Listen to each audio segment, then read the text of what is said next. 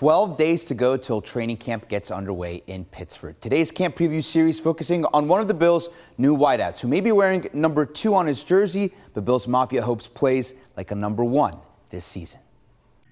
The Bills have been looking for a number 1 receiver since Stefon Diggs left Buffalo. The hope is that they have one now in DJ Moore. Brandon Beane going out and making a significant addition to the receiver room this offseason, sending a second-round pick to Chicago for Moore and a 5th rounder. The move immediately giving Josh Allen what appears to be his most dynamic weapon going into the 2026 season.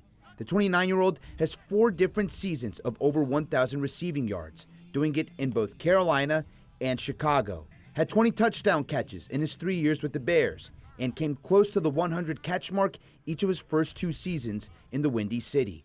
Moore dropping down to 50 catches last season, though, as Rome Odunze and Luther Burden became weapons for Caleb Williams. Now, Moore bringing his talent and experience to a Buffalo offense that needs more out of the wide receiver position, especially considering the shuffling we saw at the position last year. At training camp, will we see Moore start to become that go-to guy on the outside for Allen?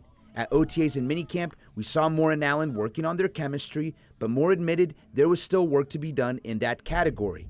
At St. John Fisher, will we see evidence of those two being on the same page, both within structure and on those playground type of plays that Allen is so dangerous at?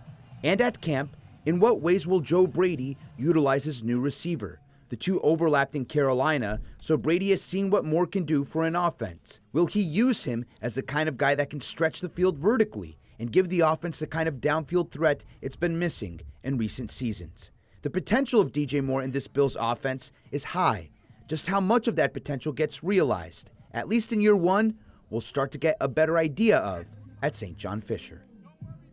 And as we were talking about with Dan, he's had 1,000-yard seasons with the Panthers and with the Bears, playing with quarterbacks who are certainly not Josh Allen. Yeah. So you feel good about him coming into this Buffalo offense. He's had success under Joe Brady back in Carolina, that Brady can sort of maximize his talent, because it felt like his last year in Chicago, they didn't get as much out of him as they really could. We went out and got him. It was a trade, right? Yeah, the Bills went out and traded for him. Again, spent the second-round pick sending it to Chicago, so a significant investment. Yeah, all right. Thanks, Jonathan.